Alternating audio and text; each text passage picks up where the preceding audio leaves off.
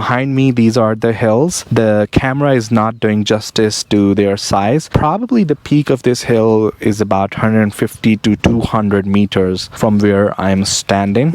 Hello everyone, welcome to LinuxHint YouTube channel. My name is Bobby, and today I'm going to show you how to install MySQL on your Ubuntu 26.04 LTS. So in Ubuntu's repository, the version of MySQL that comes up is 8.4. Other than that, MySQL is a relational database. Nowadays, there have been a lot of talk about relational and non-relational databases. People say, oh, NoSQL databases are better. Some people say SQL databases are better. Even some people go to some extent that they should abandon SQL databases and only focus on NoSQL databases because of flexibility. But I think the answer lies somewhere in the middle. So the relational databases, you cannot completely abandon them, because if you talk about NoSQL databases, so when I say NoSQL, that means non-relational, and when I say SQL, that means relational databases. All right, so relational databases have primary keys, foreign keys. That's how they build the relationship. In non-relational, in NoSQL, you've got IDs, and usually you don't have foreign keys. So the table relationship with the outside tables, usually in relational databases, that is built by a foreign key. In non-relational databases, that's now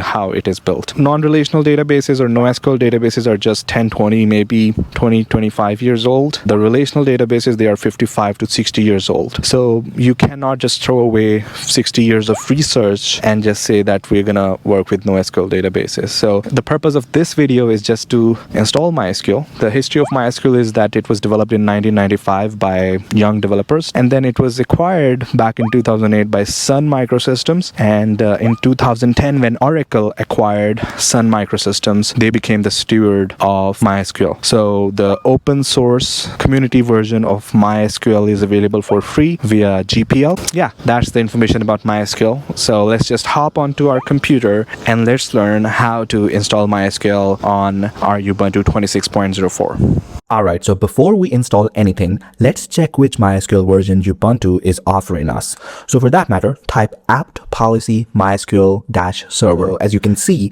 the candidate version is MySQL 8.4.10, and right now it is not installed. Now let's install the MySQL server. The command is sudo apt install mysql-server, and I'm adding this -y so it doesn't ask for confirmation.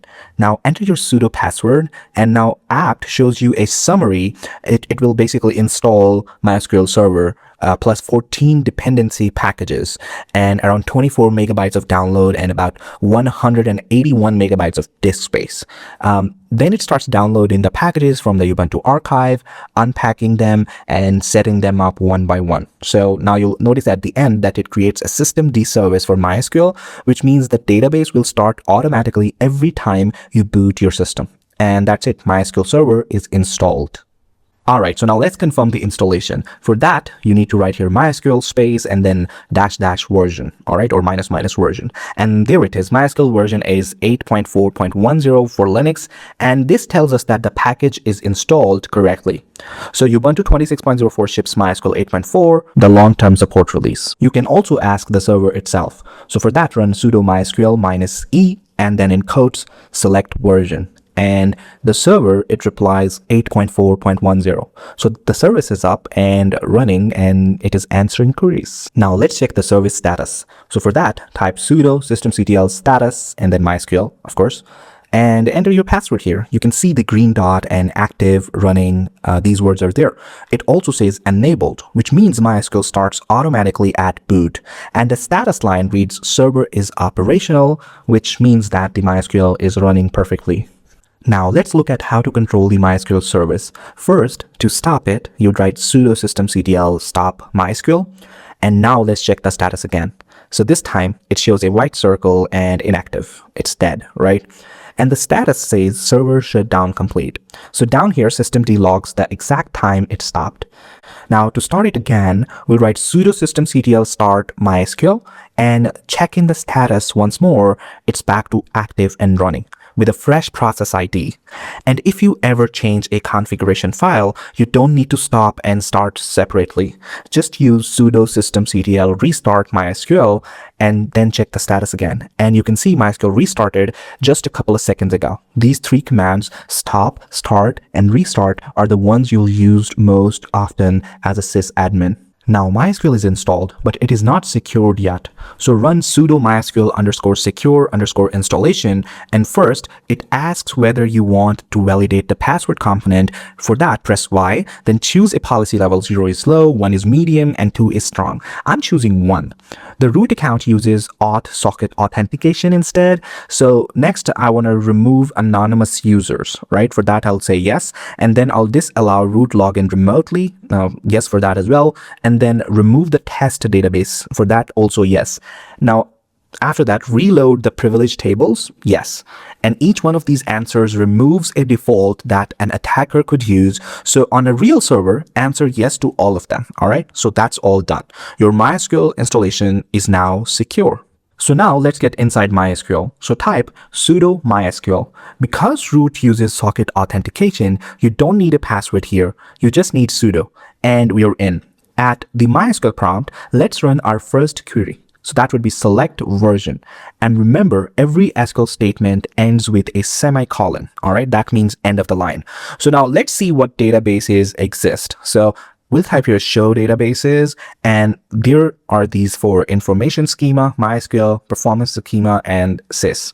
Now, these are MySQL's own system databases. So they come with every installation. So don't delete them. Now, let's actually use MySQL. So we'll create a database, create a user for it, and give that user the right permissions. First, the database. Now, the command is create database. Then the name you want, I'm calling mine LinuxHint _db.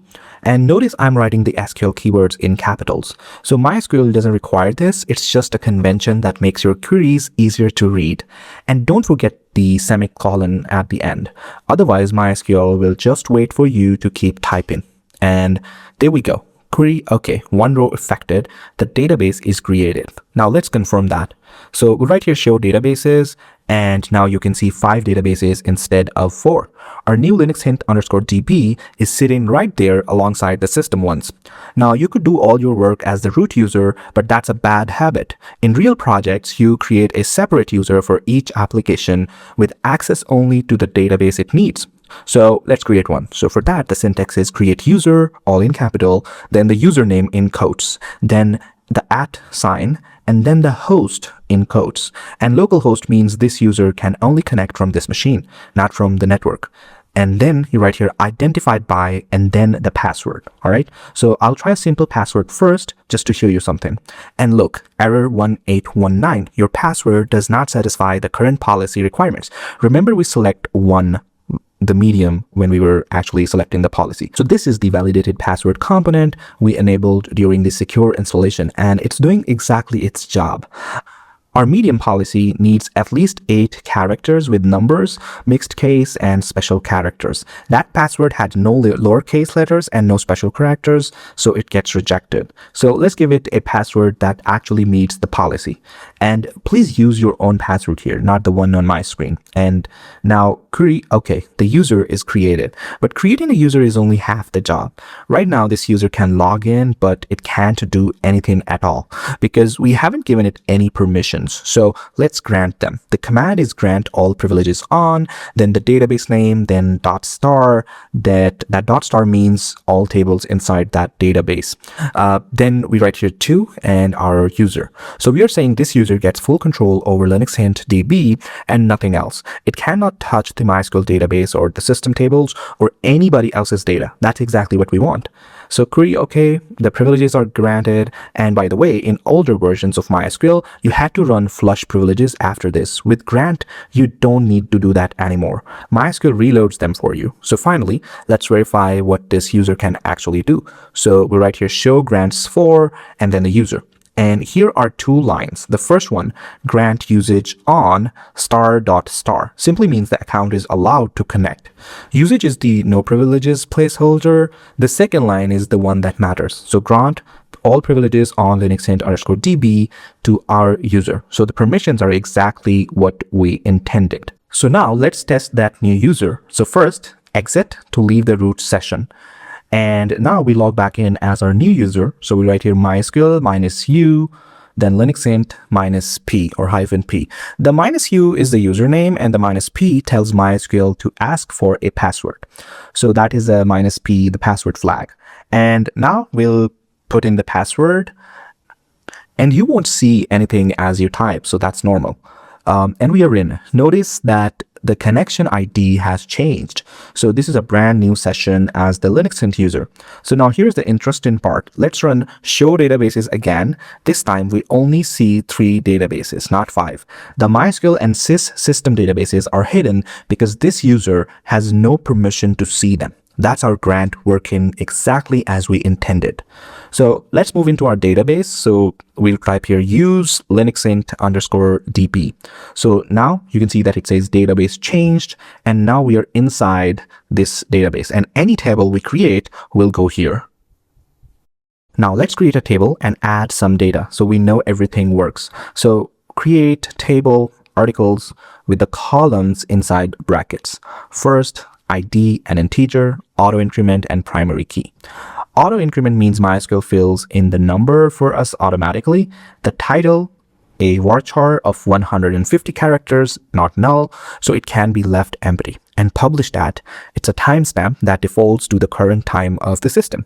So MySQL is waiting until it sees the closing bracket and the semicolon. So now if we hit enter, it says query, okay, the table is created.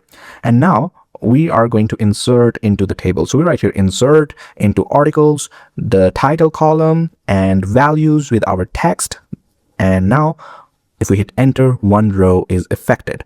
And let's read it back. So we write here select steric from articles. So there it is. ID is 1. Then we've got our title, and then we've got timestamp. Then we've got MySQL, which is filled in automatically. So everything is working. So I'll type exit to leave the MySQL shell now.